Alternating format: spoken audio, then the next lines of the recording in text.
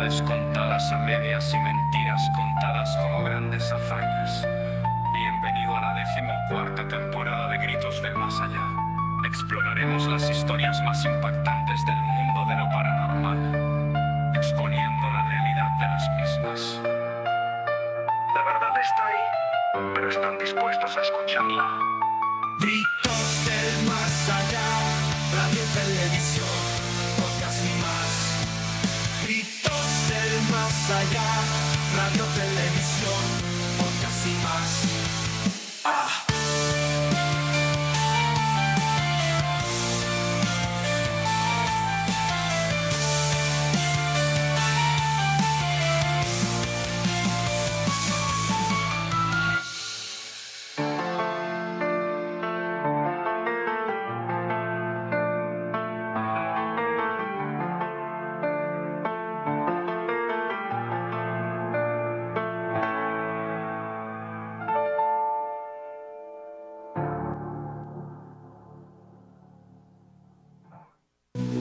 No creas todo lo que ves. Bienvenidos a la 14ª temporada de Gritos del Más Allá, programa paranormal de Armenia, Quindío, Colombia. En esta temporada exploraremos mentiras que han sido contadas como hazañas, verdades contadas a medias, pero que han impactado a un gran número de personas. En esta temporada exploraremos cada uno de estos casos que han dejado muchas preguntas, pero que tienen tan pocas respuestas. Aquí comienza Gritos del Más Allá.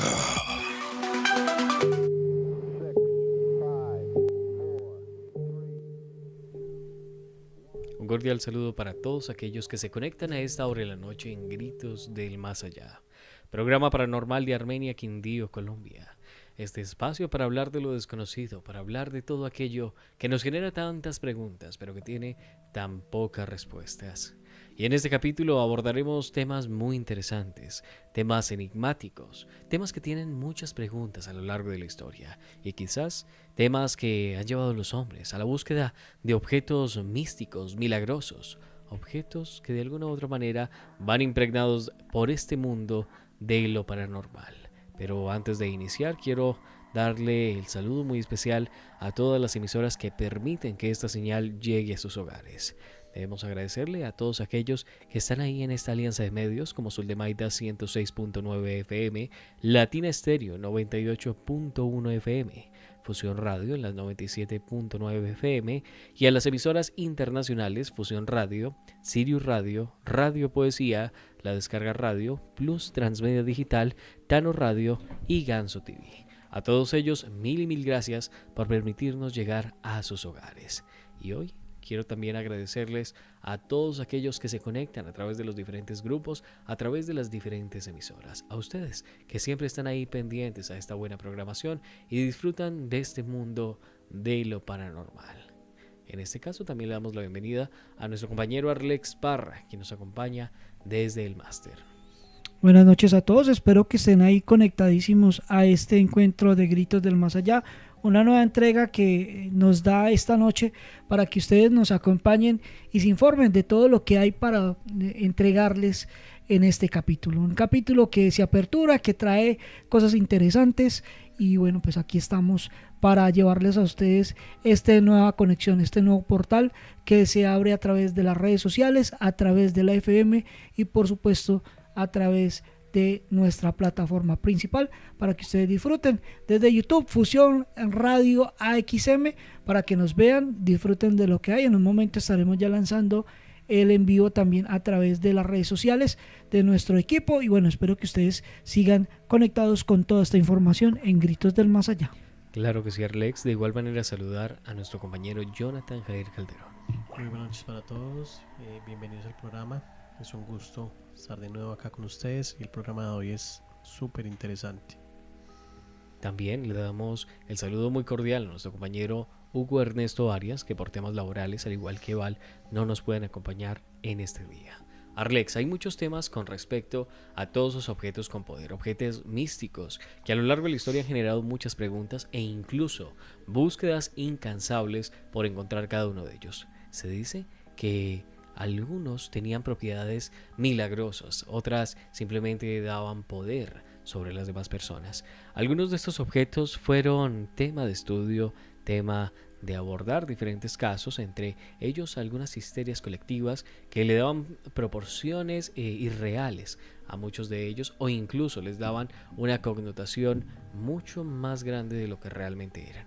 También hay casos en los cuales no hay una parte cierta o una parte específica que nos pueda aclarar qué es ese objeto o cómo es posible que siga existiendo a pesar de tanto tiempo que ha pasado a lo largo de la historia. Estamos hablando de todos esos objetos como el Anillo de Salomón, el Santo Grial, estamos hablando también de esa Arca de la Nueva Alianza, bueno, muchas cosas que hacen parte de la historia y que la hemos escuchado de forma mística, religiosa, milagrosa en muchos de ellos. Estamos hablando también de esos objetos que van muy ligados a la religión católica, como lo es la cruz, como lo es la lanza del destino, como lo es el Santo Sudario, que hacen parte de todo aquello que hemos escuchado alrededor de esas cruzadas, alrededor de esos templarios, que muchos de ellos a lo largo de la historia se encargaron de encontrar estos objetos divinos o objetos sagrados. Jonathan. Bueno, como todos sabemos, lo que hablaba Alejo, sí, son esas cosas o esos objetos, digamos, que la gente lleva muchos años creyendo, tanto como la ciencia, como la religión, como el Santo Sudario, como todas esas cosas. Por ejemplo, decían que Hitler tuvo en sus manos o en su poder uno de esos objetos y que eso fue lo que lo llevó a él a hacer la guerra y tratar de ganarla, ¿sí? Entonces hay muchas historias a lo largo del tiempo donde se habla de eso, de la punta de la lanza, de muchas cosas de las que estamos hablando ahorita, que eso es lo interesante. Y además hay que destacar y resaltar, Jonathan, toda esa búsqueda que de alguna u otra manera se volvió sangrienta, se volvió un tema complejo históricamente hablando, donde veíamos que se peleaba por uno de estos objetos. Aquí Marcelo Fernández nos envía un aporte muy interesante haciéndonos una pregunta muy crítica con respecto a este tema, y es una realidad. ¿En qué momento de la historia se han guardado estos objetos? ¿En qué momento alguien preservó cada uno de ellos? Lo dice Marcelo en el audio que vamos a escuchar a continuación. La lanza del destino, ¿quién se encargó de guardarla? ¿La llevaron como un souvenir por haber matado al Hijo de Dios y guardado a lo largo del tiempo? ¿O es un objeto que simplemente empieza a tomarle una magnitud mucho más amplia cuando empiezan a ocurrir estos sucesos en el lugar de la muerte? Pues muchas de estas preguntas son para analizar un poco el tema y encontrar esas respuestas de lo que puede ser, pero también para analizar a profundidad el tema de cómo cada uno de estos objetos pudo o no existir a lo largo del tiempo y ser como lo conocemos. Desde Argentina, Marcelo Fernández, para toda la audiencia de Gritos del Más Allá. Ale, bueno, qué bueno de el tema a tratar hoy, ¿no? Objetos con poder.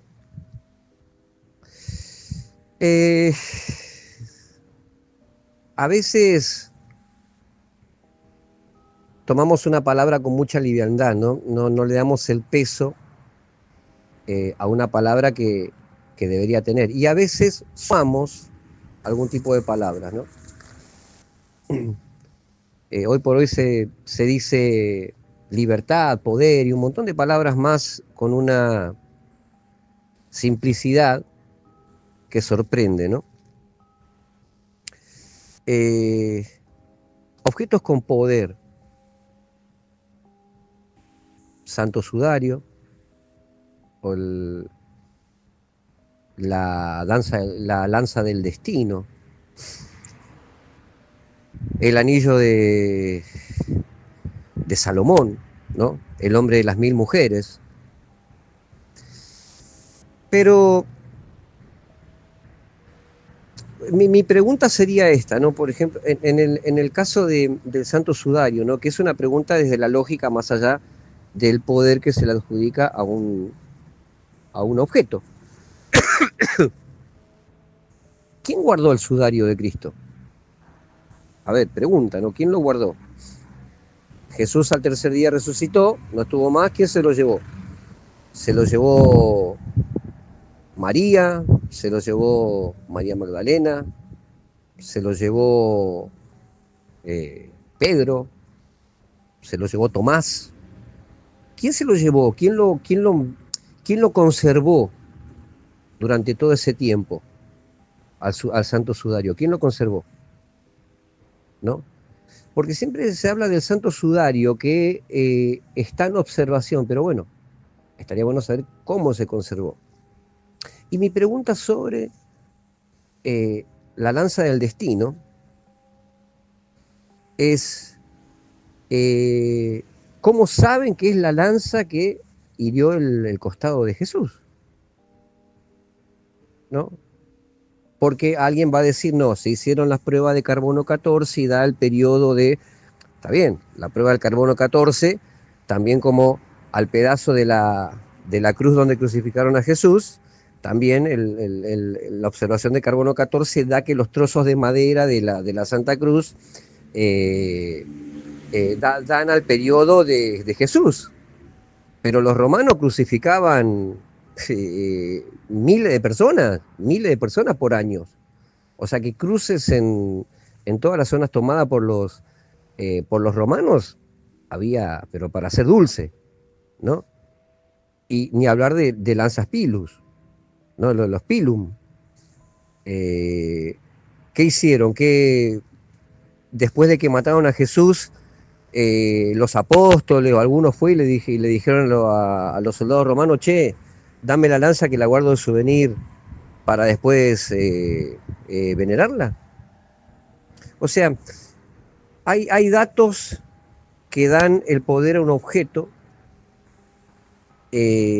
pero no hay algo claro de cómo se conservó y cómo vino o cómo lo obtuvieron o cómo pudieron conservarlo durante ese tiempo y de qué mano, en qué mano fue pasando, ¿no? Y esto así con figuras, objetos de poder religioso a lo largo de la historia es infinito, ¿no? El dedo de San Osberto, y que no se conocen, ¿no? Había hasta inclusive cuerpos momificados de santos que se llevaban de un lugar a otro. Pero acá es donde me pongo a pensar un poco cuál es el poder que tiene el objeto, ¿no? El objeto tiene un poder, se le otorga un poder de acuerdo al inconsciente colectivo, ¿no? Estoy hablando del inconsciente colectivo, no estoy hablando de su gestión colectiva, estoy hablando del inconsciente colectivo según Carl Jung, ¿no? Que es la memoria universal, que es la fuente de la memoria del inconsciente de toda la humanidad, donde a veces quizás elegimos beber un poco de eso para tener un recuerdo que sea placentero o cómodo y no una realidad incómoda y poco placentera, ¿no? Es para analizarlo un poco, ¿no? Esto no va en contra de la fe ni de lo que crea cada persona, sino que es un análisis crítico, y al decir crítico es una palabra que también está mal conceptuada. Quiero que entiendan esto: crítico no es que es algo grave, sino que crítico que es algo a fondo, ¿no? Una mirada, una observación a fondo sobre algo. Eso es lo que significa ser crítico, ¿no? Ser crítico no está mal, es más, en muchos trabajos el ser crítico es lo que ayuda a que una persona mantenga el trabajo, ¿no? Porque justamente lo crítico es la observación hasta el último del ínfimo detalle sobre algún tipo de suceso o el funcionamiento de algo. Para que lo analicemos un poco, ¿no? A ver, yo no estoy diciendo que sea el dueño de la verdad absoluta, ni tampoco quiero convencerlos a ustedes, absolutamente nada. Pero sobre el tema que se trata hoy, quería tirar también en el abanico de grises que tienen todas estas cosas, quería también tirar esta posibilidad, la posibilidad de lo terrenal, lo tangible y de lo humano, ¿no? Era únicamente eso. Bueno, y ahí teníamos a Marcelo Fernández desde Argentina, que nos hacía una acotación muy interesante sobre todos estos temas. Y es que es muy cierto, cuando empezamos a investigar cada uno de ellos, históricamente han desaparecido mucho tiempo. No se sabe quién los preserva, no se sabe cómo llegan a la actualidad muchos de ellos, o incluso cómo de alguna otra manera la información sobre los mismos se volvió, como se dice coloquialmente, algo que mucha gente conocía, mucha gente sabía a lo largo del tiempo. Es interesante ver esos contrastes donde nos damos cuenta que muchas de las historias, muchos de estos casos van muy ligados también a ese voz a voz o incluso a los sucesos que empezaron a ocurrir con respecto a las búsquedas.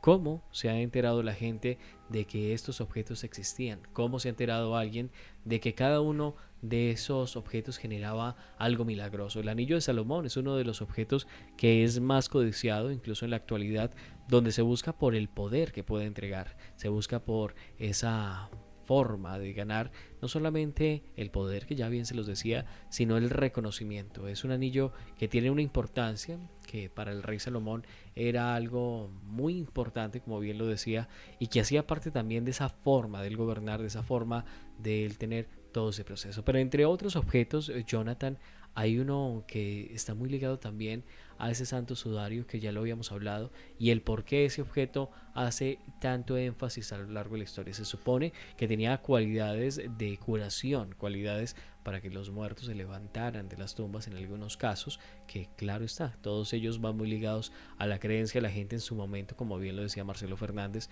pero se le atribuía sí o sí un efecto mágico, místico, al igual que como lo hablamos con Arlex Parra en diferentes ocasiones de la cruz, sí. Esta cruz de Jesús, Arlex. Bueno, aquí hay que hacer varias claridades que son supremamente importantes y me voy a tomar un momentico para que le prestemos atención. Primero, como lo que decía Marcelo, ¿quién le dio el poder?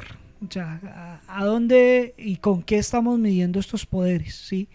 Pues obviamente el Santo Sudario, como lo explicaba también retomando los pasos y las palabras de Marcelo, ¿quién decidió guardar ese sudario? Puede haber sido María Magdalena, la Virgen María, los apóstoles, algún soldado por ahí. Lo mismo pasa con la lanza del destino.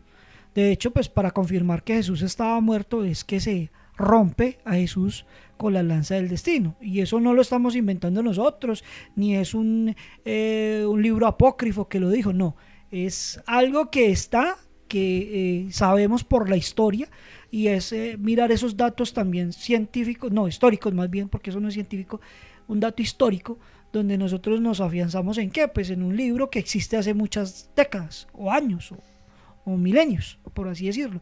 Algo que venía de una tradición oral, porque nadie escribió la Biblia el primer día que Jesús estaba hablando, eso es una mentira.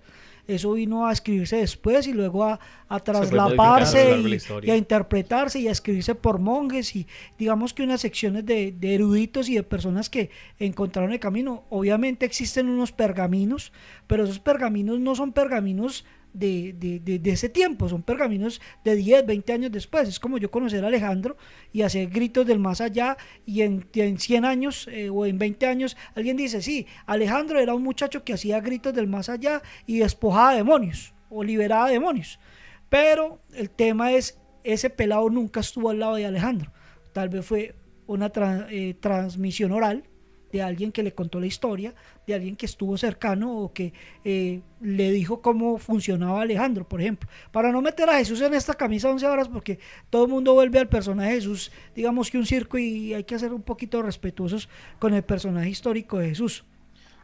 Pero el tema es que ¿quién le dio poder y bajo qué poder yo mido el poder de esto versus esto? ¿Sí? ¿Qué va a ser más poderoso, la lanza del destino versus el sudario de Turín o el arca de la alianza? O bueno, pues el arca de la alianza le han hecho esta película que eso lo vemos con Indiana Jones y bueno, y otros que han inventado cosas, pero sí, pero pues eso es cine, o sea, volvemos al tema y esta temporada hemos digamos que dedicado al tema también del cine, donde nos muestran las realidades totalmente exageradas. ¿Por qué? Porque necesitamos vender una boleta y pues no va a ser algo como que y ya ahí se curó, no, tienen que hacerlo espectacular, tienen que hacerlo que la gente se derrita apenas vea el Arca de la Alianza o la toque.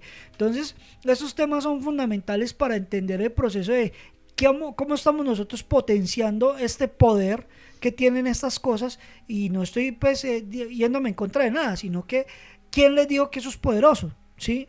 ¿Quién les dijo eso que eso funciona? ¿Sí? Una cosa es una oración contra un demonio o un ritual o algo que ya esté, digamos que no comprobado, porque ahí vuelvo a hacer como un entre comillas con los dedos, es muy difícil porque hay cosas que tienen que ver con la fe, con el poder espiritual, con la conexión con el universo, cosas que suenan de pronto muy holísticas o suenan muy New Age, pero la realidad es esa. Si usted tiene un poder, usted tiene un entendimiento y usted no está loco, porque nos falta también el que está loco, que cree que libera demonios, pues eso es un proceso de aprendizaje, un proceso de conexión espiritual, un proceso de entendimiento, y de mucha responsabilidad. No todo el mundo va a decir, no, yo libero demonios, yo saco demonios en nombre de Jesús. Sí, eso se utiliza y está en la Biblia, pero vaya a ver qué tan cierto y qué tan poderoso es esa liberación, ¿sí? Y lo tenemos también en uno de los libros donde Jesús se encuentra con Legión, que son muchos demonios dentro del cuerpo de un hombre, y él dice, pues no me torture, Señor, su presencia me tortura. Entonces le saca Legión y lo tira a los cerdos, ¿sí? Según ese cuento, es que por eso es que los judíos, según ese cuento que me echaron ahí en niño, nunca lo he estudiado a fondo porque sería irrespetuoso decir que por eso los judíos no comen carne de cerdo, ¿sí? Que porque esa carne está marcada por el mismo Jesús y todo el tema. Pero yo creo que no cuadra la historia, porque los judíos no querían mucho a Jesús, o sea, que ¿quién mató ahí? Bueno, ahí ya ustedes mirarán la historia, ¿sí? Hay muchas teorías, hay muchos cuentos alrededor y mucha mitificación, y esto lo vuelven un halo de mentira y un halo de misterio, ¿sí? Entonces hay que mirarlo con unas proporciones, con una claridad, hacer un análisis concreto. Los que creen en la Biblia está bien. Es un libro, para mí un libro de conducta, un libro de aprendizaje, un libro histórico, más que un libro sagrado, para mí es un libro muy histórico en el cual me están contando algo que sucedió y que se repite. Las guerras se siguen repitiendo, los asesinatos padres e hijos se siguen repitiendo, hijos matando padres matando hijos. O sea, es una historia que es cíclica, que parece que estuviéramos nosotros más bien en un bucle estilo Matrix, donde estamos nosotros como encerrados en algo que se repite y se repite, y a veces creo que, como dicen algunos, no youtubers o tiktokers, sino como dicen algunos expertos, parece que estuviéramos viendo una realidad repetida. O sea, solamente un bucle que estamos cambiando, una Matrix que nos presenta ciertas realidades, pero solamente cambian los personajes. Entonces estamos viendo los mismos problemas, pero con diferentes personajes y con armas más poderosas. Pues eso dicen algunos, pero si usted mira el tema de los hindús tenían armas nucleares según los estudios que hacen. Usted mira que hay una cantidad de historias, de mentiras, de mitos, de conexiones, que a uno a veces lo confunden, y uno que tiene que hacer, pues hacer un proceso de lectura crítica y análisis, de entregarse a no lo primero que le dicen, sino buscar una responsabilidad crítica y autocrítica para hacer las cosas, Alejandro. Claro que sí, Alex, hay que dejar algo muy claro a lo largo de todas estas historias. Cada una se mantiene, por eso cada una se mantiene, por eso que se pensó, por eso que históricamente la tiene, pero realmente no sabemos si la lanza del destino que se conoce, si el anillo de Salomón como se conoce, o los avistamientos que han existido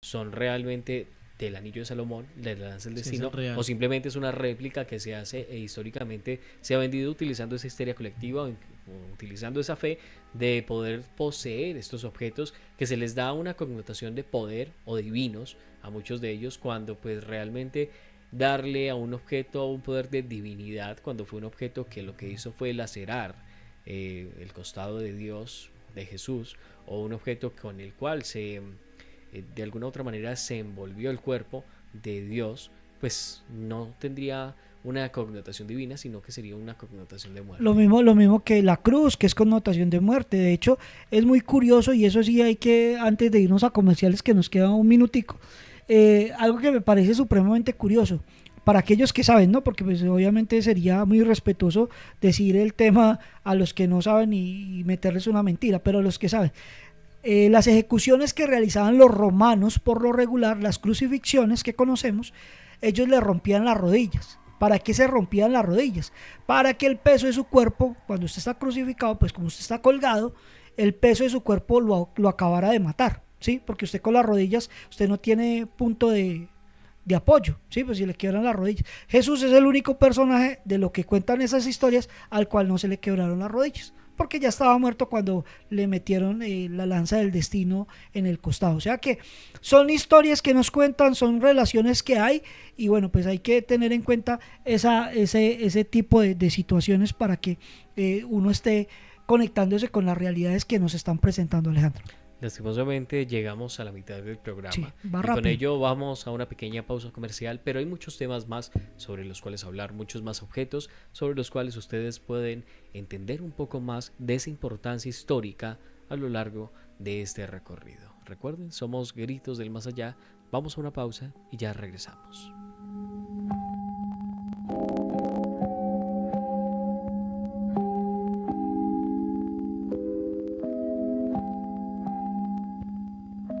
Somos más que unos y ceros. Somos música de carne y hueso.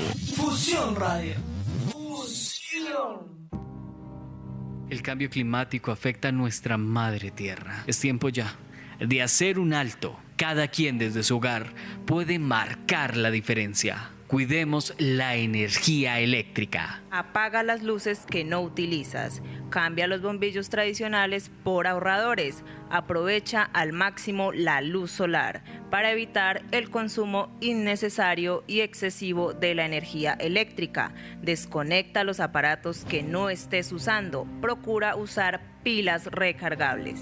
Es responsabilidad de todos cuidar nuestro hogar común.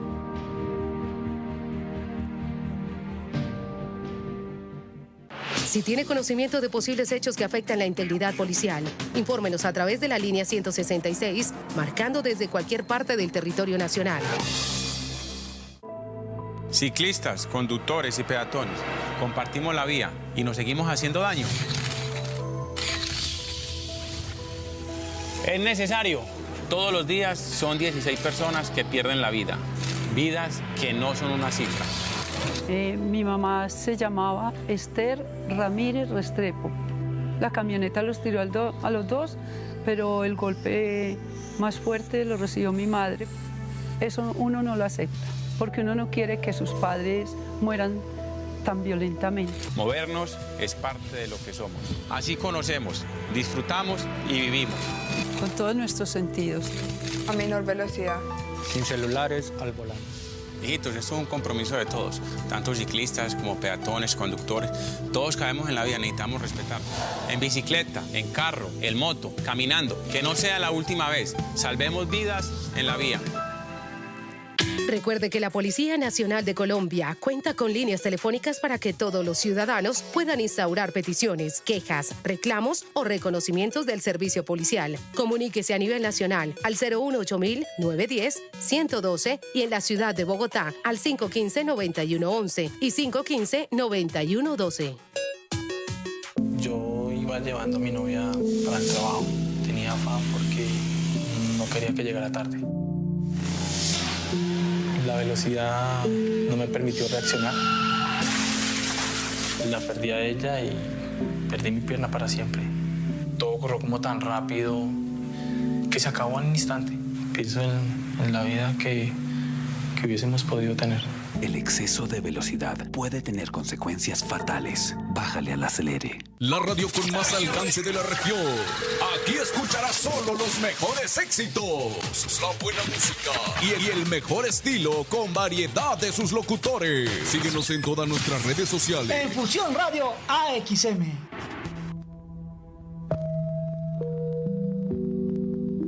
En vivo. Continuamos en Gritos del Más Allá, programa paranormal de Armenia, Quindío, Colombia. Y en este espacio estamos hablando de esos objetos místicos, esos objetos de poder que a lo largo de la historia han generado muchas preguntas, han generado incluso guerras para la búsqueda de ellos. Y en este caso hay varios de ellos que ya hemos mencionado, como el sudario, hemos hablado también del lanza del destino, el anillo de Salomón y hay muchos más. Pero desde Circasia, nuestro compañero Hugo Ernesto Arias nos comparte una cápsula muy importante. Pero antes, ¿sí? Hay que decirle a la gente que está en YouTube, que está en Facebook, perdón, que vamos a terminar el envío desde ahí para que se pasen a Fusión Radio AXM en YouTube, Fusión Radio AXM en YouTube, para que sigamos desde ahí la conversación. Bueno, a todos ustedes, gracias por escucharnos a través de Facebook. Lastimosamente estamos teniendo un problema de conexión a través de lo que es el Facebook, por ende les invitamos a que nos vean a través de el YouTube. Ahí tenemos toda esta conexión también, nos pueden escuchar, o de igual manera si prefieren solamente oírnos, lo pueden hacer a través de las diferentes emisoras que mencionábamos al inicio. Ahora sí, nos vamos a Circasia Quindío porque nuestro compañero Hugo Ernesto Arias nos envía una nota de voz y hay que destacar algo. A raíz de todo esto, les invitamos a ustedes a que participen, nos envíen historias a través de la línea única. ¿Y dónde la pueden encontrar? Fácil, a través de nuestro Facebook y a través de nuestra página oficial gritosdelmasallá.carrd.com.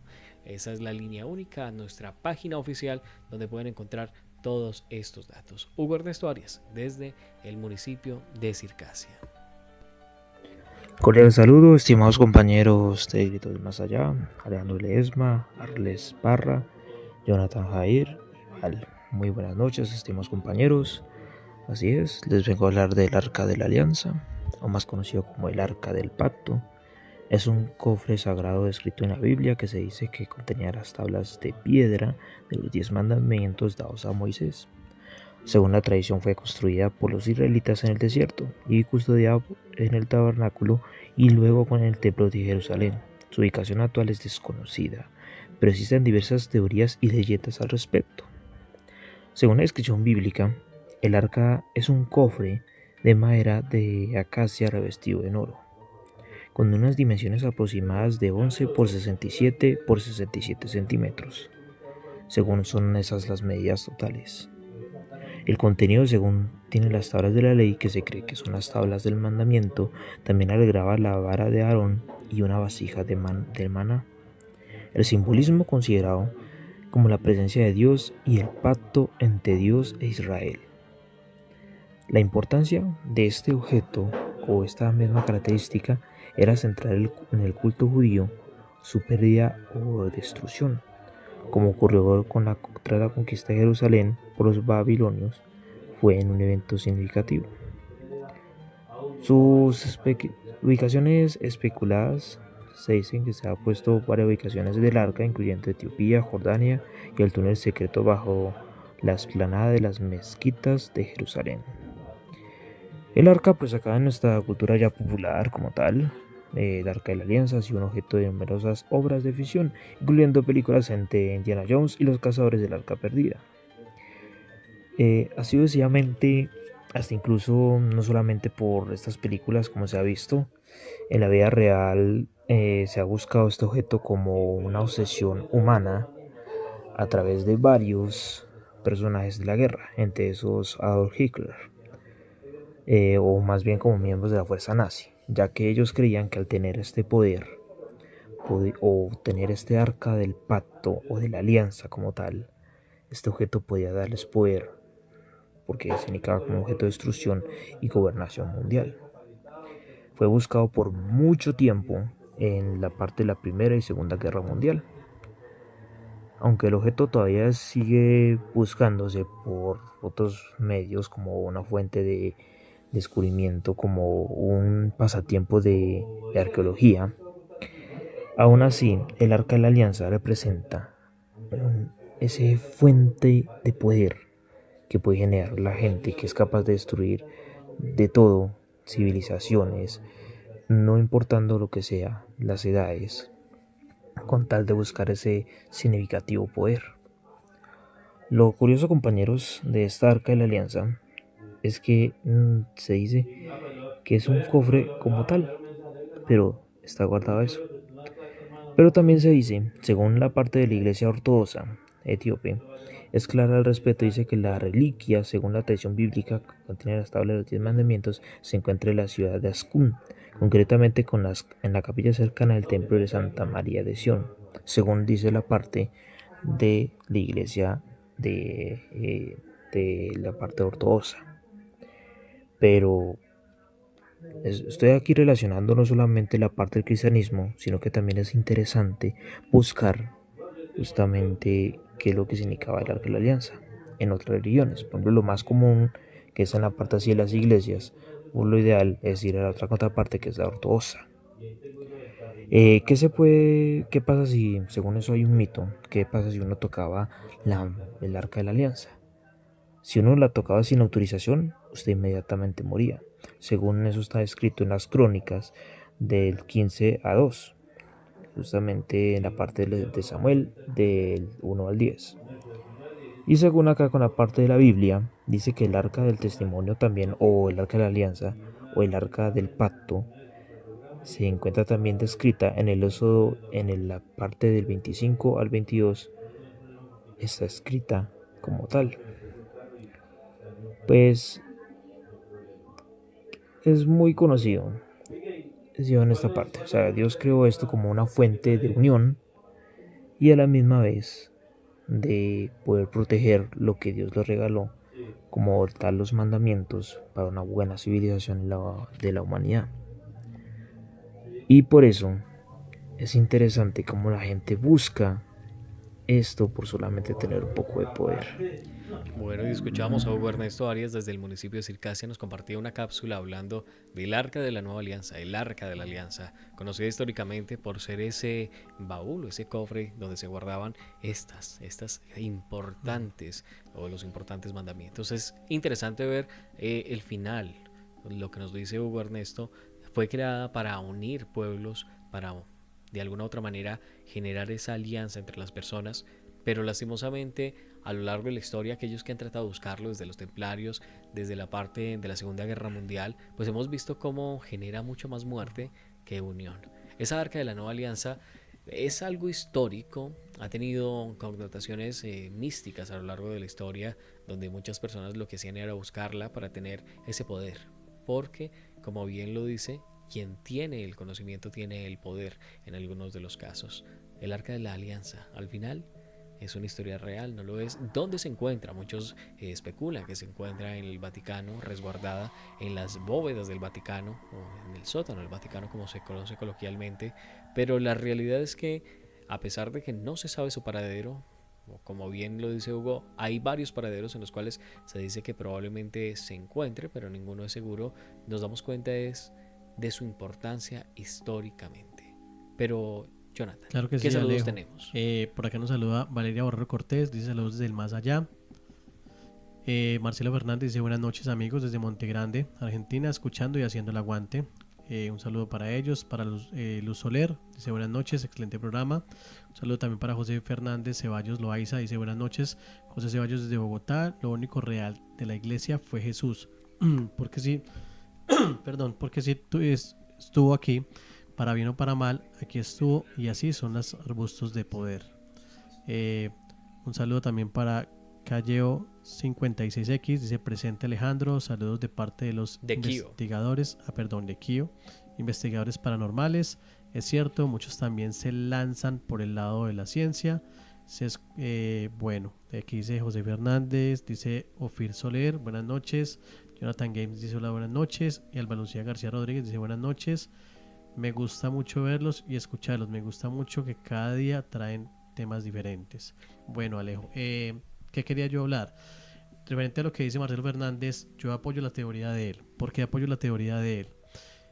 Resulta que a lo largo del tiempo, o yo opino, de que el ser humano siempre todo lo que hace lo coge a beneficio propio, ¿sí?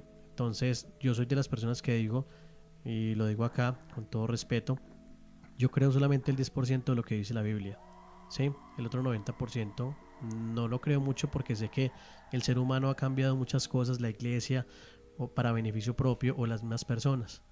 Entonces, referente a lo que estamos hablando del Santo Sudario, de la lanza, es difícil comprobar en qué lado está. Es difícil saber si existe, y también sabemos de que muchas veces se vuelve una histeria colectiva, y no solo eso, sino que lo que creemos es lo que le damos poder. Eso pasa con cualquier cosa paranormal, eso pasa muchas veces cuando nos hacen un trabajo, digamos, entre comillas, pues de brujería o algo. Cuando le damos poder a eso, es lo que nos lleva a ese punto, ¿sí? Entonces no hay algo así como 100% real de que nos confirme si existió, si no existió. No hay nada real que nos confirme 100% de dónde se encuentra, porque yo digo algo o opino algo. Si esto de verdad en este momento está en esta tierra y existe, ¿quién lo tiene? Y lastimosamente el ser humano siempre piensa en el poder. O sea, es difícil que alguien lo tenga, que lo esté cuidando, que lo esté custodiando y que no lo utilice para beneficio propio, Alejo.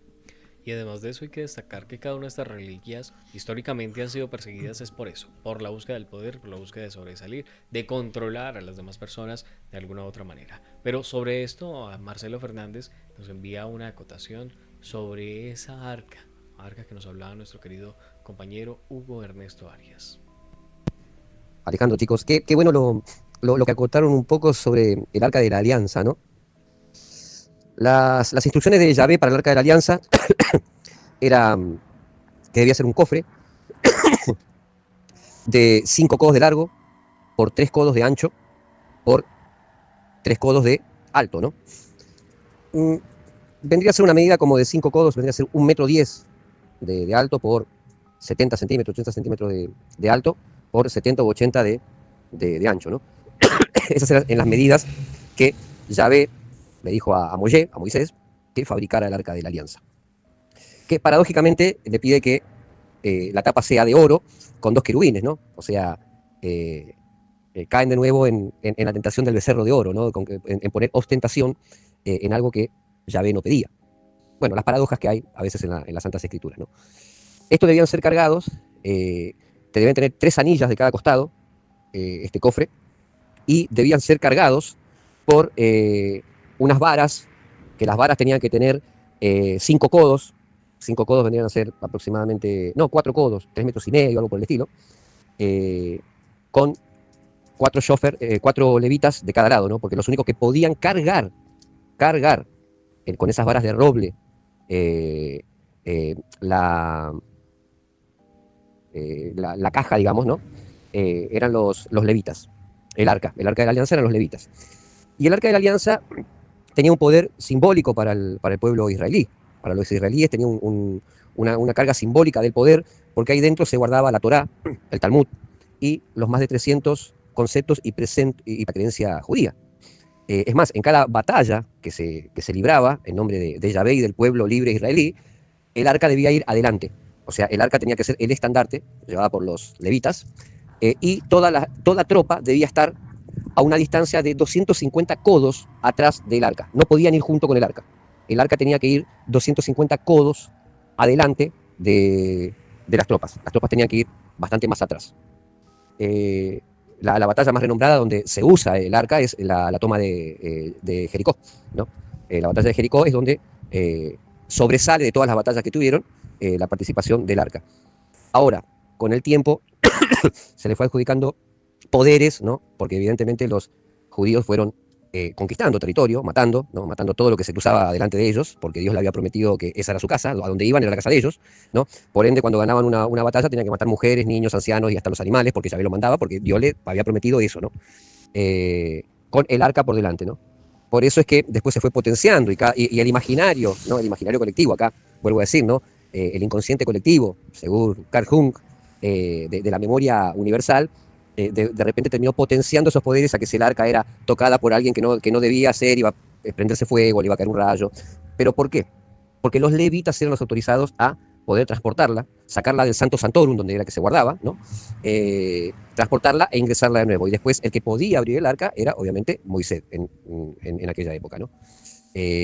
¿Dónde está el arca? Muchos dicen que lo encontraron, pero es más, hubo un investigador en los años 1800 que dijo haber encontrado el arca, pero que la dejó en el lugar donde la había encontrado porque el mundo no estaba preparado para tal poder. También hay este tipo de versiones, ¿no? Sobre el arca. Y un montón de versiones más sobre el arca de la alianza, ¿no? Pero el arca de la alianza, en realidad, el poder era pura y exclusivamente para el pueblo judío. ¿Por qué? Porque guardaba lo más importante para ellos, que era la Torá, el Talmud y los más de 300 preceptos y conceptos que guían su creencia, ¿no? Bueno, era Marcelo Fernández, que nos sigue acompañando con todos estos conceptos y con toda esta información maravillosa que hace parte de Gritos del Más Allá. Y como lo hemos dicho en estos espacios, aquí queremos que ustedes también participen, que nos escriban, que nos manden audio. Para eso también tenemos el número único de Gritos. Bueno, muchas situaciones que nosotros hemos estado presentando para ustedes en este espacio. ¿Qué es lo que queremos contarles? Pues obviamente información que a veces la cogen de recocha, a veces la cogen de tomadera del pelo, a veces la utilizan para generar miedo. Y creo que es muy importante que tengamos esa conexión con esa información. ¿Por qué? Porque son datos históricos, algunos relevantes, algunos que tomaron poder, como dice Marcelo. Pero hay temas que, por ejemplo, han generado este misticismo o este momento de, digamos que de desaforarse por tener la eterna juventud. ¿Y por qué lo digo? Porque estamos hablando de un tema también que viene enlazado con Cristo, que tiene que ver con el Santo Grial. El Santo Grial tiene que ver con los últimos momentos de Jesús en la tierra, con los apóstoles, con sus 12, la última cena, exacto, sus últimos momentos. Digamos que la última cosa que envolvió a Jesús sería el sudario, ¿sí? Antes del sudario estaría estaría la lanza del destino, ¿sí? Antes de la lanza del destino estaría la cruz. Y nos falta uno. La corona de espinas. Bueno, exacto. Bueno, estaría, bueno, listo. Entonces, digamos, si le damos como un orden para que la gente vaya haciendo el enlace de esta historia. A Jesucristo también le pusieron la corona de espina para burlarse de él, que era el rey de los judíos. ¿Sí? Eso es un burlesco, de hecho. Hay cosas que yo no entiendo por qué van a generar poder si en realidad eran armas o eran digamos símbolos de destrucción, ¿sí? O de humillación o de muerte. Por ejemplo, para mí la cruz, a pesar de que yo soy católico y me preparé para ser sacerdote en algún tiempo de mi vida, a mí la cruz me parecía un objeto de muerte. ¿Por qué? Es como, y lo voy a comparar con estos tiempos peligrosos de los que vivimos ahora aquí en Colombia, es como decir la escopetarra o como decir la guitarra que se volvió a través de un fusil o una escopeta, la volvieron guitarra, ¿sí? Fue un arma que mató personas, pero luego la volvieron un elemento o un instrumento para música. ¿Sí? Digamos que la simbología también entra en juego y cambia dependiendo de la percepción. Exacto, y cambia dependiendo de la percepción. Pero digamos que para mí en ese momento el simbolismo que tenía la cruz en ese momento de los romanos significaba la muerte, ¿sí? Y para eso tenían su monte específico para morir, que era el Gólgota. O sea, hay una cantidad de situaciones que si nosotros miramos alrededor solamente del personaje histórico, como personaje histórico de Jesucristo, vemos y entendemos que hay muchas cosas que se le empezaron a dar poder, ¿sí? Y pues obviamente hay unas narrativas, hay un refuerzo positivo o negativo, no sé cómo lo quieran ver desde el punto de vista, pero bueno, en esa historia que voy socavando, que voy creando y mostrándoles a ustedes, es llegar hasta el Santo Grial. Santo Grial se le ha entregado una cantidad de cosas impresionantes. Eso cura, eso da, sí, eso tiene unos poderes maravillosos. A usted le da la vida eterna y todo este tema. Vuelvo y digo, ¿quién le dio poder a una copa? Es que en las películas las muestran, por ejemplo, la copa, que hay muchas copas, la copa de oro, la de cobre y todo el tema. Pero si usted no sabe la historia, cómo comían ellos, de hecho la última cena que vemos reflejada fue hecha por un artista, ¿sí? Mucho tiempo después de Jesucristo. Eso no es una fotografía ni es un dibujo a mano alzada de Jesucristo en la última cena. Entonces mire que también hay un proceso de entender que cómo sí, sabe, una representación más, como tener las imágenes, y siempre lo hemos dicho y siempre lo hemos hablado con todo el respeto que se merece. Jesús no era un mono ojiazul, cabellilargo, hermoso, no, era un hombre más bien de una contextura de color. Geográficamente se explicaría. Sí, se explicaría geográficamente. Es un hombre de color, no es un hombre de color de raza negra, sino un color moreno, sí, por decirlo así, porque es que a veces nos funan a través de las redes por ser tan explícitos, pero el tema es este. Esa copa, ¿quién dijo que tenía ese poder divino?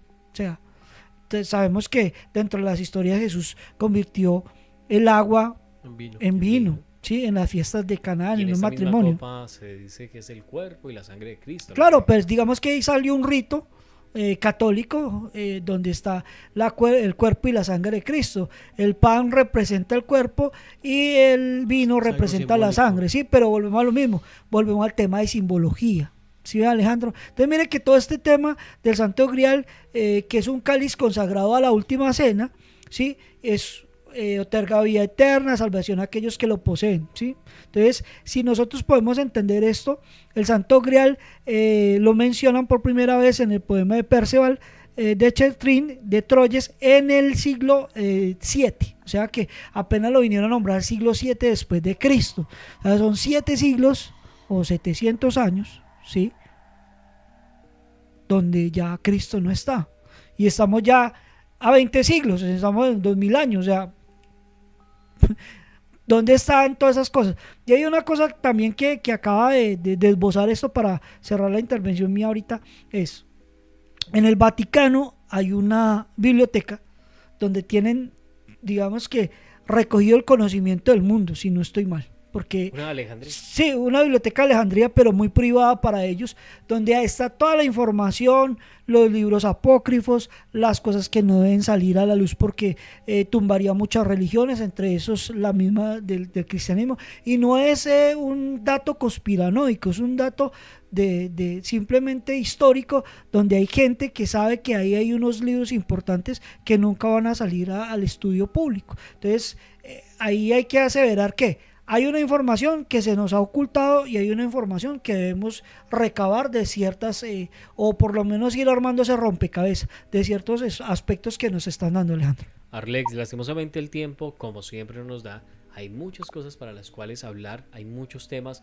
en los cuales cortar, y este tema no solamente viene del lado católico, no solamente viene de esto que estamos hablando, sino que hay otras religiones, Shiva, hay muchas culturas en las cuales existen estos objetos, pero por temas de tiempo no podremos. No, de hecho, esto nos tocaría hacer como una segunda entrega, pero ahí hay que hablar, por ejemplo, del hinduismo, que es lo que hablaba del tema de bombas atómicas, y si uno mira pues ya el estudio como tal, hay un cierto nivel de radiación, entonces lo único que da esos niveles de radiación es una bomba atómica, no es algo lo que usted ve en Fukushima o lo que usted ve en Chernobyl.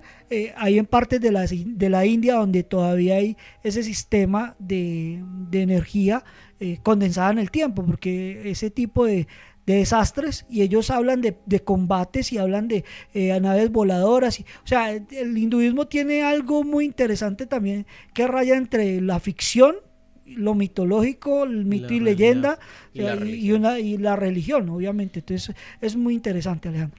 Y Arlexa, ya llegando a este final, quiero darle un saludo muy especial a Alex, Smile, también a Antonella, Sebastián Valencia y Linda. Ellos hacen parte de un grupo en el cual conformamos con nuestro compañero Kio, que hace parte también de nuestro podcast en Mitos y Leyendas, que lo pueden encontrar en Spotify. Calo, ahí está reportándonos sintonía.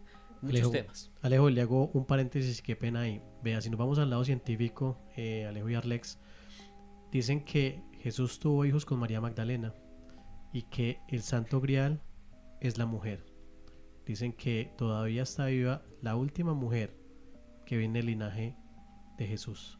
Entonces, ahí es donde decimos y nos preguntamos, o donde yo pienso de que todo lo cogen y lo transforman, es como la necesidad de las personas que tienen en ese momento, ¿sí? Y le dan poder a eso que están sacando. A cada una de estas historias. Sí. El tema de María Magdalena con Jesús es otro que nos daría para un programa completo, porque hay religiones que avalan, hay otras que lo descanonizan por completo. No, y ahí donde dicen que es discípulo. Sí, María Magdalena fue un discípulo más. Entonces, si nosotros miramos lo canónico, que serían 12 discípulos o 13 de pronto, porque pues el que va y viene, el que se ahorca, el que bueno, todo el tema. Está sentado, sí. En la última cena es la que se senta a la derecha. Pero eso hace parte de la parte conspiranoica que hizo este gran artista que pintó, ¿sí? O sea, estamos hablando de Rafael, Leonardo da Vinci, todos estos grandes artistas que empezaron a generar esculturas y piezas para la Iglesia Católica. Y pues se sabe que uno de los novios de estos pintores fue la imagen a referenciar para hacer a Jesucristo, y no es para que uno se exacerbe a que, ay, no, es que ahorita se ve mucho la homosexualidad. No, eso ha existido hace eones y eso existirá antes y después de nosotros. O sea, ese tema, por gustos los colores, decía mi abuelo, y creo que es una realidad bastante centrada y a veces difícil de aceptar, porque pues nosotros a veces somos conservadores, pero pues una cosa es ser conservador y otra cosa es ser lógico. Bueno, digamos que la naturaleza también nos ha mostrado la parte homosexual de muchos animales. Bueno, en fin, pero el tema como tal es: ¿qué hicieron ellos? ¿Cómo conspiraron ellos? ¿Cómo funaron de cierta manera dentro de sus obras de arte a la iglesia? ¿O se vengaron? ¿O generaron ese tipo de narrativa a nivel del arte? Entonces mire que es interesante esa parte. Lastimosamente el tiempo, como siempre, es aquel que nos llega hasta el final. Así que les agradecemos a todos ustedes por acompañarnos por estos 56 minutos donde hablábamos de esos objetos. Nos quedan muchos para hablar. Tendremos una segunda parte, no en esta temporada, pero muy pendientes, porque en las próximas podremos traerlo y hablar más de estos objetos desde otras religiones. Sabemos que por ser Colombia y por ser estos alrededores, quien o la religión que de alguna otra manera tiene más fuerza es el catolicismo y las que están ligadas al mismo. Por ende, iniciamos con todos estos temas. Agradecerle a nuestro compañero Arlex Parra por acompañarnos en este encuentro. Claro que sí, gracias a todas las emisoras y a todos los que hacen parte de este Gritos del Más Allá. A nuestro compañero Jonathan. Muchas gracias por acompañarnos en esta emisión y recuerden que esto sigue. También agradecerle a Hugo Ernesto Arias y a nuestra compañera Valeria. El día de hoy no pudieron acompañarnos, pero se encuentran pendientes y reportando sintonía a través de de la alianza de medios con cada una de estas emisoras. Y como cada semana, nuestra mascota se despide de ustedes deseando que la oscuridad no invada su hogar.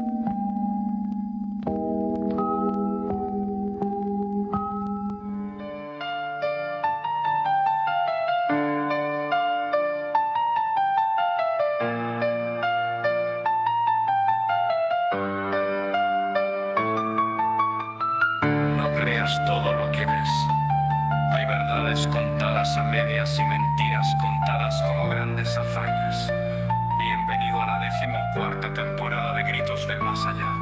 Exploraremos las historias más impactantes del mundo de lo paranormal, exponiendo la realidad de las mismas. La verdad está ahí, pero están dispuestos a escucharla. Gritos del Más Allá, radio y televisión. Más allá.